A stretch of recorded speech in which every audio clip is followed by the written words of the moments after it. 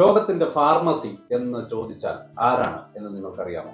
കഴിഞ്ഞ 10 വർഷമായി ഏതെങ്കിലും ഒരു ഇൻവെസ്റ്ററോട് ഇന്ത്യൻ ഫാർമയെ പറ്റി ചോദിച്ചാൽ ഒരു ഡിഫൻസീവ് സെക്ടറാണ് എന്നാണ് പൊതുവെയുള്ള അഭിപ്രായം. അപ്പൊ ആ ഒരു കാലം കഴിഞ്ഞു. ഇപ്പോൾ 2026 ഈ ഒരു സെക്ടർ ഒരു ഫണ്ടമെന്റൽ റീസെറ്റിലൂടെ കടന്നുപോയിക്കൊണ്ടിരിക്കുകയാണ്. ലോകത്തിന്റെ ഫാർമസി എന്ന പേരുള്ള ഇന്ത്യയിൽ വലിയൊരു മാറ്റം വരികയാണ്.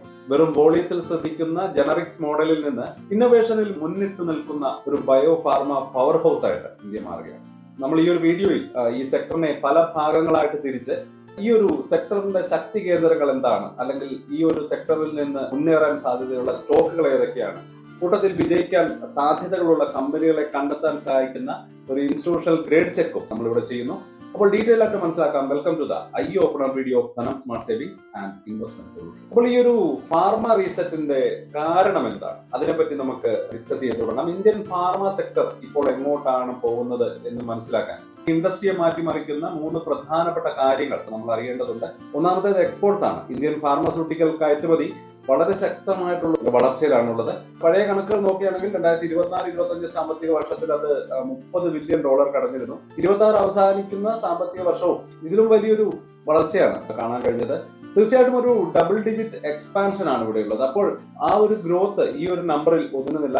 US മാർക്കറ്റ് ഒരു മെച്ചൂർ സ്റ്റേജിലാണെങ്കിലും വളരെ കർശനമായിട്ടുള്ള നിയന്ത്രണമുള്ള യൂറോപ്യൻ മാർക്കറ്റുകളിലേക്കുള്ള കയറ്റുമതി വളരെ വേഗത്തിൽ വളരുകയാണ്. ICRA പോലെയുള്ള റേറ്റിംഗ് ഏജൻസികൾ 2026 സാമ്പത്തിക വർഷത്തിൽ യൂറോപ്പിലേക്കുള്ള ഇന്ത്യൻ ഫാർമയുടെ വളർച്ച 10 മുതൽ 12% വരെ ആയിരിക്കും എന്ന് പ്രവചിക്കുകയാണ്. ഈ ഡൈവേഴ്സിഫിക്കേഷൻ ഗുണനിലവാരം അംഗീകരിക്കപ്പെട്ടു എന്നതിന്റെയും അതുപോലെ തന്നെ എക്സ്പോർട്ട് ബിസിനസ്സിലെ റിസ്ക് കുറയുന്നതിന്റെയും നല്ലൊരു സൂചനയാണ് നമുക്ക് ലഭിക്കുന്നത്. രണ്ടാമത്തെ കാരണം നമുക്ക് നോക്കാം. ഒരുപക്ഷെ ഏറ്റവും കൂടുതൽ ഡിസ്കസ് ചെയ്യപ്പെടുന്ന കാര്യമാണ് 2020കളിലെ അവസാനത്തിൽ സംഭവിക്കാൻ പോകുന്ന പേറ്റന്റ് ക്ലിഫ്.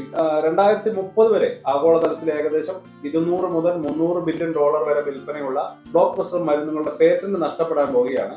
ജനറിക് ബയോസിമിലർ കമ്പനികളെ സംബന്ധിച്ചിടത്തോളം ചരിത്രത്തിലെ ഏറ്റവും വലിയ ഓപ്പർച്യൂണിറ്റിയാണ്. മുൻപത്തെ പേറ്റന്റ് ക്ലിഫുകളിൽ നിന്ന് വ്യത്യസ്തമായിട്ട് പേറ്റന്റ് നഷ്ടപ്പെടുന്ന മരുന്നുകളിൽ പലതും കോംപ്ലക്സ് ബയോളജിക്സും സ്പെഷ്യാലിറ്റി ഗ്രേഡ്സുമാണ്. അപ്പോൾ എന്താണ് ഈ പേറ്റന്റ് ക്ലിഫിൽ നിന്ന് ഇവർക്ക് ബെനിഫിറ്റ് ഉണ്ടാവുന്നത് എന്ന് നമുക്ക് റഫായിട്ട് നോക്കാം. ഒരു പേറ്റന്റിന്റെ കാലാവധി കഴിയുമ്പോൾ ആ ഒരു ടെക്നോളജി എല്ലാ കമ്പനികൾക്കും അവൈലബിൾ ആകും. അപ്പോൾ തീർച്ചയായിട്ടും ആ ഒരു ടെക്നോളജി യൂസ് ചെയ്തുകൊണ്ട് ഇന്ത്യൻ കമ്പനികൾക്കും വളരെ കോംപ്ലിക്കേറ്റഡ് ആയിട്ടുള്ള മെഡിസിൻസ് ഉണ്ടാക്കാൻ കഴിയും. തീർച്ചയായിട്ടും അതൊരു വലിയ മാനുഫാക്ചറിംഗ് ബുൾ റണ്ണിന് സാധ്യതകൾ കൊണ്ടുവരികയാണ്. കഴിവുള്ള ഇന്ത്യൻ കമ്പനികൾക്ക് വെറും അവസരമല്ല, മറിച്ച് കോടിക്കണക്കിന് ഡോളറിന്റെ വലിയ ഇവന്റാണ്. ശരിയായ പൈപ്പ് ലൈനും റെഗുലേറ്ററി അംഗീകാരങ്ങളുമുള്ള കമ്പനികളെ തിരിച്ചറിയുക എന്നുള്ളത് മാത്രമാണ് നമുക്കിവിടെ ചെയ്യാനുള്ളത്. അപ്പോൾ തീർച്ചയായിട്ടും ആ ഒരു അവസരം ക്യാപിറ്റലൈസ് ചെയ്യാൻ കഴിയുന്ന കമ്പനികൾ വലിയൊരു സാധ്യതയാണ് ഒളിഞ്ഞിരിക്കുന്നത്.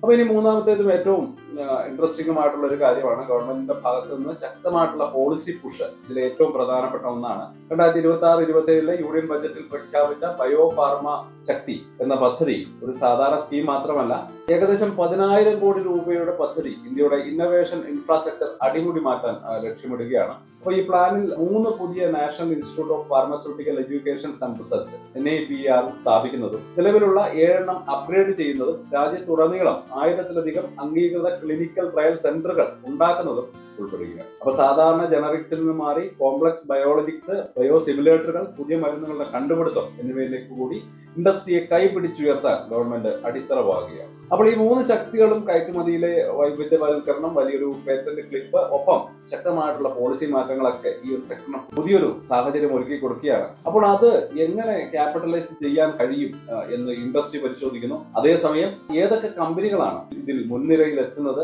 ആ കമ്പനികളിൽ ഇൻവെസ്റ്റ് ചെയ്ത് എങ്ങനെ ആ ഒരു ഓപ്പർച്യൂണിറ്റി നമുക്ക് ക്യാപിറ്റലൈസ് ചെയ്യാൻ കഴിയും എന്ന് നമ്മളും പഠിക്കുകയാണ്. ഇന്ത്യൻ ഫാർമ എന്ന ഒരു സിംഗിൾ എൻറ്റിറ്റി അല്ല, ഒരു പ്രൊഫഷണൽ അനലിസ്റ്റ് ഇതിനെ 3 വ്യത്യസ്ത പില്ലറുകളായിട്ടാണ് കാണുന്നത്. ഓരോന്നിനും അതിൻ്റെതായിട്ടുള്ള ഗ്രോത്ത് ഡ്രൈവറുകളും റിസ്കുകളും ഉണ്ട്. ഒന്നാമത്തെ പില്ലർ നോക്കുകയാണെങ്കിൽ ഫോർമുലേഷൻസ്, ഇൻഡസ്ട്രിയുടെ അടിത്തറ. ഈ 2 ഭാഗങ്ങളുണ്ട്. ആദ്യത്തേത് ഡൊമസ്റ്റിക് മാർക്കറ്റ് ആണ്. അപ്പൊ തീർച്ചയായിട്ടും ഇൻഡസ്ട്രിയുടെ ഏറ്റവും സ്റ്റേബിൾ ആയിട്ടുള്ള എഞ്ചിൻ ഇതാണ് എന്ന് പറയാം. അനലിസ്റ്റുകൾ ഏതാണ്ട് 8-10% വളർച്ചയാണ് ഇതിൽ പ്രതീക്ഷിക്കുന്നത്.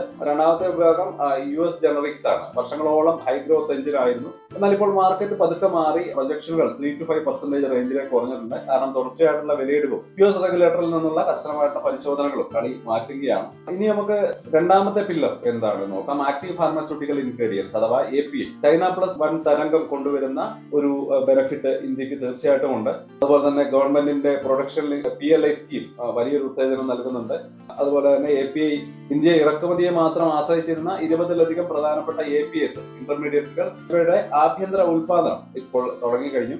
അപ്പൊ അതൊരു വലിയ സെൽഫ് സഫിഷ്യൻസിയിലേക്ക് ഇന്ത്യയെ കൊണ്ടെത്തിക്കുകയാണ്. അപ്പൊ തീർച്ചയായിട്ടും പല അനലിസ്റ്റുകളും 12-15% എന്ന വളർച്ചയാണ് ഈ ഒരു മേഖലയിൽ പ്രതീക്ഷിക്കുന്നത്. അപ്പൊ ഇനി ഒരു മൂന്നാമത്തെ പില്ലർ ആ ഒരു ഗ്രോത്ത് മേഖലയാണ്.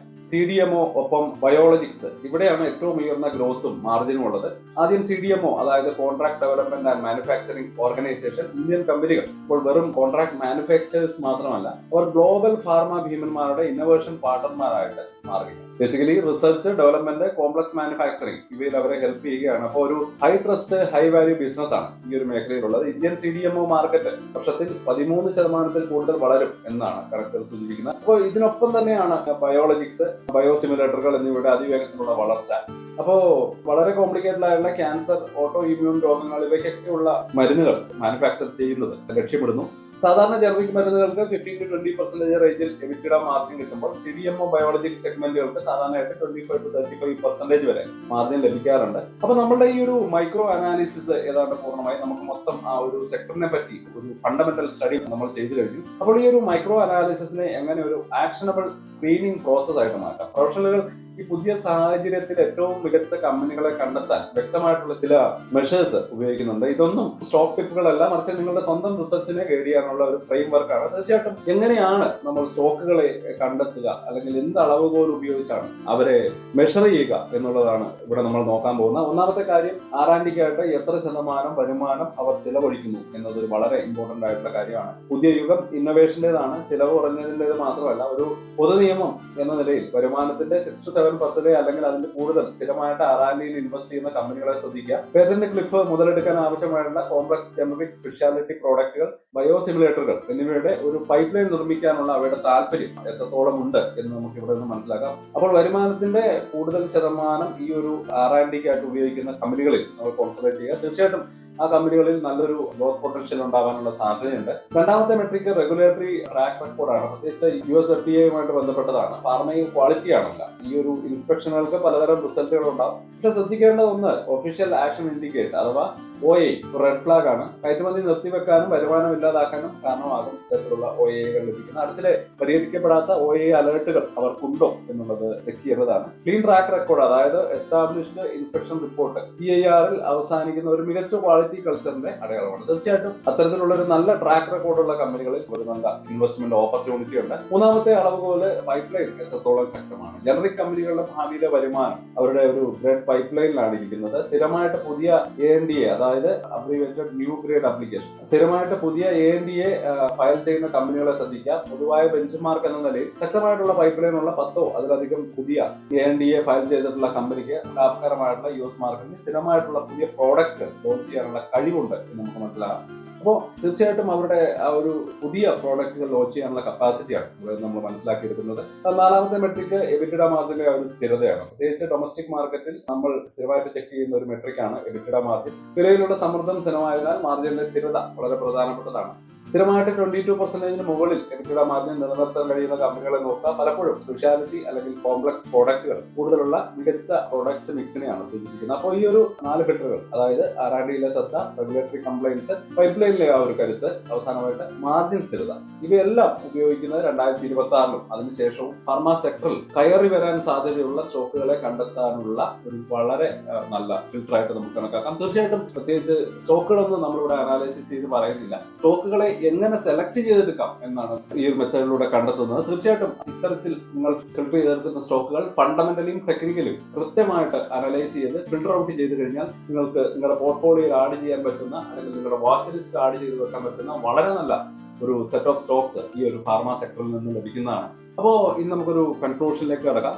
ഇന്ത്യൻ ഫാർമസ്യൂട്ടിക്കൽ സെക്ടർ ഒരു വലിയ വഴിത്തിരിവിലാണ്. ഇവിടുത്തെ ഡൊമസ്റ്റിക് ജനറിക് മരുന്നുകളുടെ അടിത്തറ ഇപ്പോഴും പ്രധാനമാണെങ്കിലും നാളത്തെ ഹൈ ഗ്രോത്ത് എഞ്ചിനുകൾ ഇതിനകം പ്രവർത്തിച്ച് തുടങ്ങിക്കഴിഞ്ഞിട്ടുണ്ട്. അപ്പോൾ ഇതിന് പുറകിലുള്ള ഒരു കാരണങ്ങൾ നോക്കുകയാണെങ്കിൽ China+1 സ്ട്രാറ്റജി, API, CDMO, ഇവയൊക്കെ ഈ ഒരു സിറ്റുവേഷനെ മാറ്റിമറിക്കുന്നു. വളരെ ഹിസ്റ്റോറിക് ആയിട്ടുള്ള പേറ്റന്റ് ക്ലിഫ് ഇന്നോവേഷൻ ശ്രദ്ധിക്കുന്ന കമ്പനികൾക്ക് വലിയ വരുമാനത്തിലുള്ള ഒരു അവസരം വരികയാണ്. അതുപോലെ തന്നെ ബയോഫാർമ ശക്തി പോലെയുള്ള പദ്ധതികൾ ഇന്ത്യയെ ഹൈ വാല്യൂ ഗ്ലോബൽ ലീഡറാക്കി മാറ്റാനുള്ള ഒരു അടിത്തറ ആകുകയാണ്. 2026 ഇന്ത്യൻ ഫാർമ എന്നത് ഒരു സിമ്പിൾ ഡിഫൻസീവ് പ്ലേ മാത്രമല്ല, കോംപ്ലിക്കേറ്റഡ് ആയിട്ടുള്ള പല ഫേസുകളുള്ള സ്ട്രക്ചറൽ ഗ്രോത്ത് സ്റ്റോറിയാണ്. ചിട്ടയായിട്ടുള്ള അനലിറ്റിക്കൽ ഫ്രെയിംവർക്ക് ഉപയോഗിച്ച് നമ്മൾ സ്റ്റോക്കുകൾ ഐഡന്റിഫൈ ചെയ്യുക, സെലക്ട് ചെയ്യുക, അവരുടെ ഹെൽത്ത് മോണിറ്റർ ചെയ്യുക.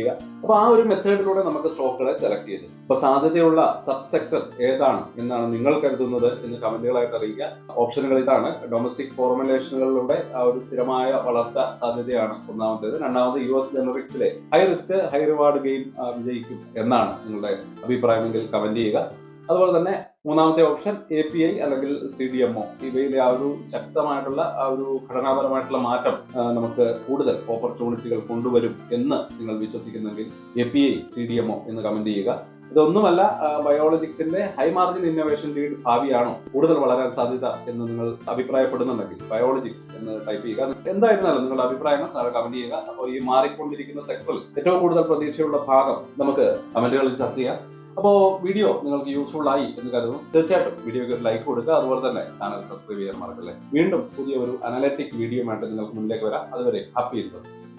സ്റ്റോക്ക് മാർക്കറ്റിലെ ന്യൂസുകളെയും അതുപോലെ തന്നെ അപ്ഡേറ്റുകളെയും ഉൾക്കൊള്ളിച്ചുകൊണ്ടുള്ള ഒരു ഫേസ്ബുക്ക് ഗ്രൂപ്പ് നമുക്കുണ്ട്.